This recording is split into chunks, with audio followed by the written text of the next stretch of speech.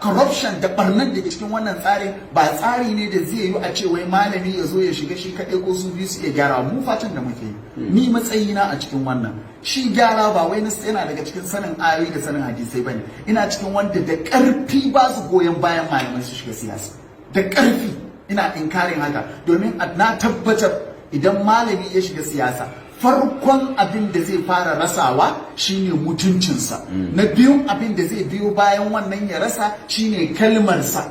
idan da in ya faɗi magana tana da sada cikin mutane 100,000 to daga ran da ya shiga siyasa bayan wata ɗaya in ya faɗa ba za ta zama tana da sada cikin mutum 100 ba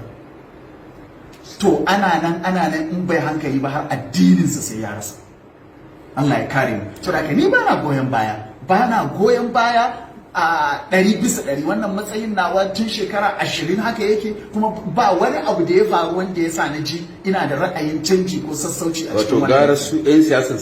su canza. Muwajibin malami ya koyar da ɗan siyasa ya koya masa addini ya nuna masa abin da Allah ya ce ya nuna masa abin da ya kamata shi ma ba ta hanyar bin 'yan siyasa a baya kana zuwa kana zama a reception tare da 'yan siyasa kana jiran ka ga gwamna ba ta hanyar bin su kana masu fadanci ba ta hanyar da addini ya koyar tare da izza da girma na ilimi tare da mutunta ilimin nan da kake dauke da shi ba tare da kaskanta ilimi da wulakantar da shi ba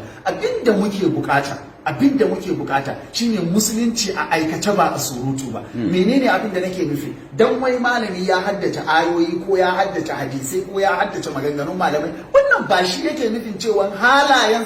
musulunci bane ba shi yake nufin mu'amalar musulunci bane zai yiwu ka ga mutum ba ma musulmi bane amma shine an tambaye ni kwanan nan magana ce shahararriya na faɗe ta an ta wai da in zaɓi musulmi da in zaɓi kirista wanne zan zaɓa nace zan zaɓi mai halin musulunci ba mai sunan musulunci ba zan zaɓi mai halin musulunci me nake nufi da halin musulunci mai gaskiya mai amana wanda ba zai cuci al'umma ba wanda zai adalci tsakanin mabiya wanda zai kaza ko da sunan shi Jacob ne ko Joseph ko Johnson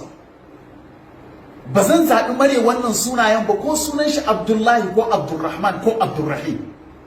ma'ana dai ana neman adalci ake nema a cikin shugaba ba kan waye gindi kawai adalci ba shi ne ma'auni ba adalci wane ne mai gaskiya wane ne mai amana wane ne mai adalci wane ne zai isar wa al'umma da hakkinsu shi ake nema yaudara ce da sunan addini yana cikin sashin ci da addini a rika daga maka mutum ana ga mai addinin mu sashin ci da addini ne zalunci ne bai da wani